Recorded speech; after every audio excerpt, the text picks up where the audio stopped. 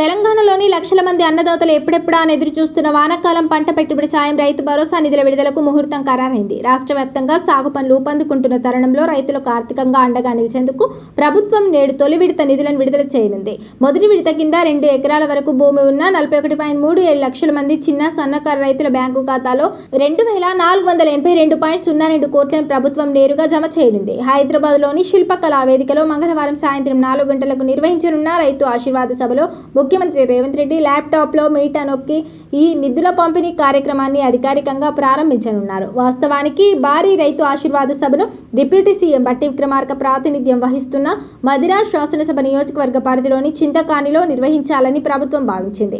అయితే గత కొన్ని రోజులుగా రాష్ట్రంలో కురుస్తున్న భారీ వర్షాల కారణంగా అక్కడ సభ నిర్వహణకు ప్రతికూల పరిస్థితులు ఏర్పడ్డాయి.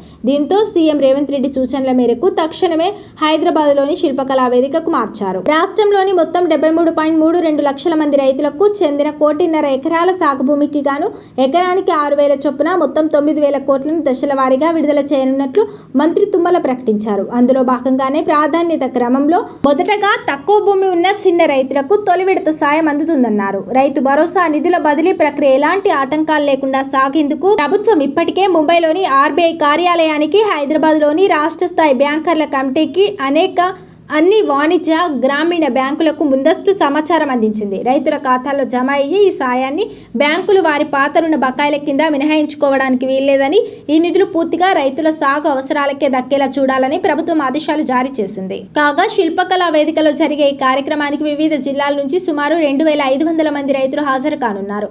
అదే సమయంలో రాష్ట్ర వ్యాప్తంగా ఉన్న మిగతా రైతులు, ప్రజాప్రతినిధులు, వ్యవసాయ అధికారులు తమ పరిధిలోని రైతు వేదికలకు చేరుకొని వీడియో కాన్ఫరెన్స్ ద్వారా ఈ ప్రత్యక్ష ప్రసారంలో భాగస్వాములు కావాలని మంత్రి తుమ్మల పిలుపునిచ్చారు. కొత్తగా పట్టాదార్ పాస్ పుస్తకాలు పొందిన రైతులకు కూడా ప్రభుత్వం తీపి కబురు అందించింది. అలాంటి వారు జూలై 5వ తేదీలోపు తమ సమీప వ్యవసాయ విస్తరణ అధికారిని కలిసి తమ భూమి వివరాలతో పాటు బ్యాంకు ఖాతా వివరాలను సమర్పిస్తే వారు కూడా ఈ వానాకాలం రైతు భరోసా సాయం పొందేందుకు అర్హులవుతారని మంత్రి తుమ్మల నాగేశ్వరరావు స్పష్టం చేశారు.